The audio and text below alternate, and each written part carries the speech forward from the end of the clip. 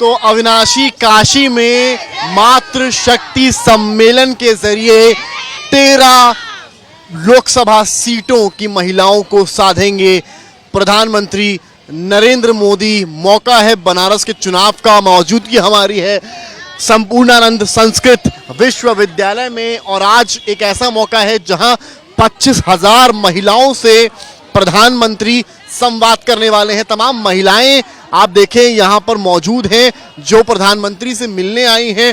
तमाम लगभग 1900 के ऊपर बूथों से इन महिलाओं को बुलाया गया। बात करूंगा, क्या कहेंगे आप लोग प्रधानमंत्री से मिलने वाले हैं?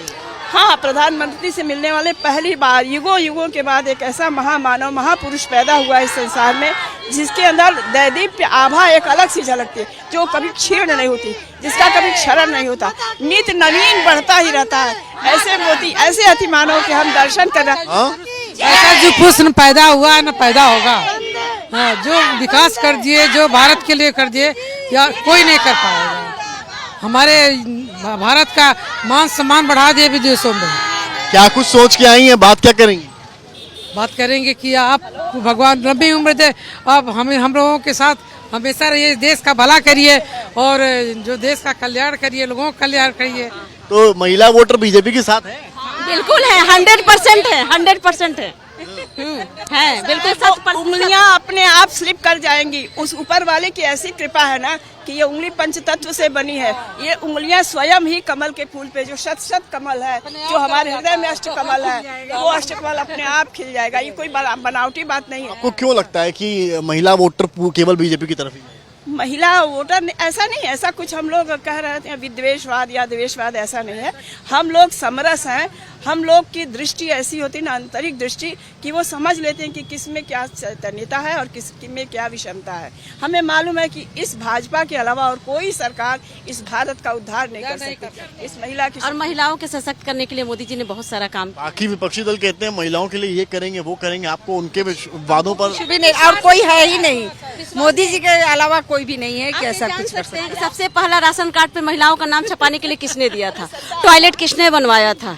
और जो एक ठेले वाले के पास जो खाता नहीं था, खाता किसने खुलवाया था? ये बेसिक चीजें कहाँ मिलेंगी? मोदी ही दे सकते हैं और कोई नहीं दे सकता है। कुछ बताया गया? क्या संवाद होगा आज?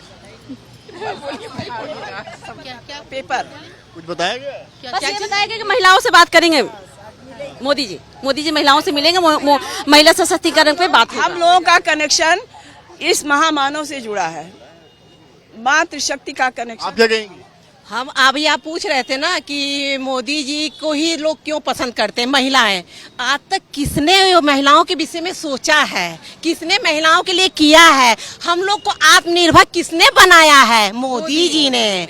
तो मोदी जी को क्यों ना चुने? क्यों ना चुने? अब मोदी जी अब की बार 400 महिलाओं के विकास के लिए मोदी जी का ही योगदान सबसे बड़ा है। 50% जो महिलाओं को आरक्षण दिया जा रहा है वो मोदी के कारण ही दिया जा रहा है, नहीं तो आरक्षण को आप बड़ा मान रही हैं? क्योंकि जिस तरह से संसद में भी बिल्कुल महिला आरक्षण के कारण ही हमको समाज में उठने बैठने का पूरा अधिकार मिलेगा। नहीं तो पुरुष समाज जो था राजनीति से लेकर के अन्य विभागों में भी महिलाओं को पीछे ढकेला जाता। आप आगे आइए।